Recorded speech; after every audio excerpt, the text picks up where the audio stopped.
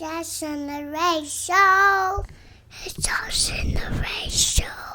Jason the Ray Show. Welcome to the Justin and Wade Show. I'm Wade. That's Justin. Justin, today our episode comes in from Jared. He wanted us to talk about the state of wrestling today.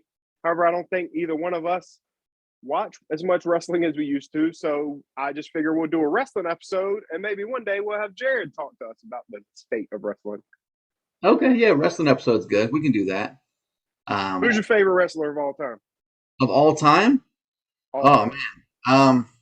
It'd probably be either John Cena or The Rock. I think they were just both had really good characters. Yeah, good choices. Good choices. That's my favorite thing about wrestling is, like, back in the day, it was like you're watching comic book characters on TV.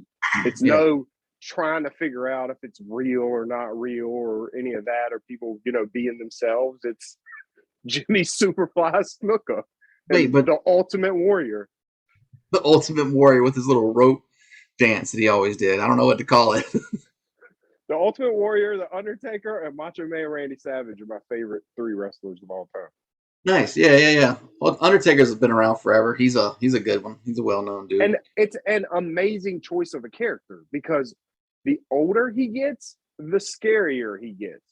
Because he starts to look like he's already dead, pretty much. Because he's an Undertaker. Yeah, exactly.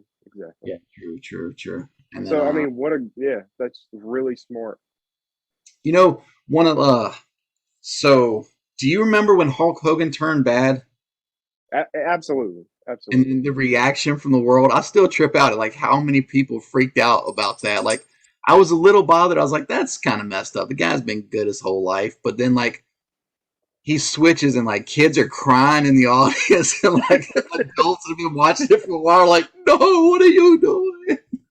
I never liked Hogan until Hollywood Hogan because the NWO would like take videos and like he wouldn't even hardly wrestle anybody. They would use the disqualification thing. Like he would do a championship, the group would run out, beat up the other person immediately, and even though he lost the match, he gets to keep the belt. And then when the person's on the ground, he would like lay the belt on them and do leg drops and stuff, and they would just clip videos like he was beating the crap out of people. The people were already passed out, like messed up. Oh, it's hilarious. Nice. Yeah. I don't know. I still think he should have just stayed a good guy his whole life. There's just some things. The NWO thing kind of everything. It kind of like had a big part in when wrestling just came apart at the seams. I don't know. I think it went from like one little faction to over half of the roster within the NWO. Nobody would fight each other for anything. So NWO that started in WCW though, right? And then it went over when WWE bought in the WCW. I think they merged, and that's when they came over, right? Yeah. WWE bought WCW, but for years it was like the whole Nitro versus Raw thing.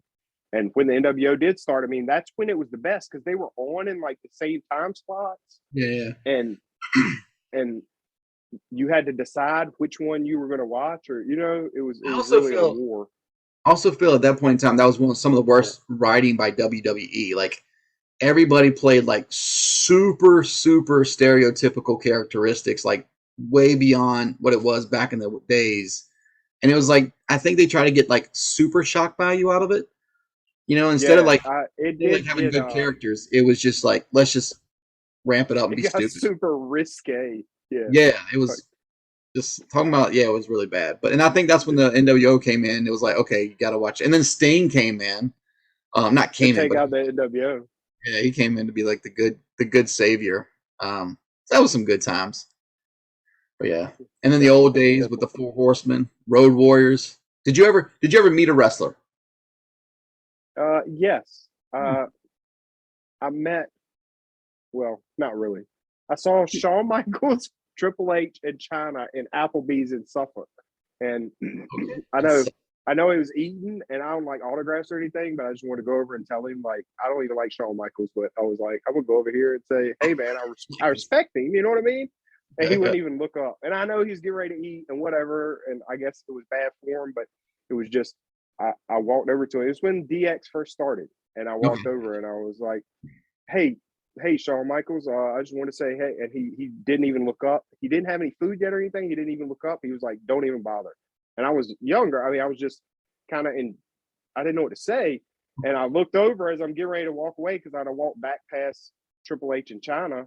Yeah. They're sitting on the other side of the booth and they're just kind of looking like shocked, like they couldn't believe he said it. I don't know if that's how any of it went down, but I didn't even have the nerve at that point to be, hey, how are you guys doing? We try you guys. Well, I guess I just won't bother them. But we did go see them. We went from Applebee's to the Farm Fresh had Ticketmaster in it. We went and bought tickets, went to the show, and the Undertaker rolled all three of them in a casket at once and slammed the lid on them. It was the greatest thing I've ever seen. He paid back for you. He got you back. Yep. That's exactly. I talked to him before. I was like, man, I don't know what you're supposed to do tonight, but just mess these three up for me. Please take out these guys from me. These were so rude. Nice. That was good. That was nice. He's a good guy. I mean, he's a good guy. And after that, he became my favorite wrestler. Yeah. Well, of course. He redeemed you.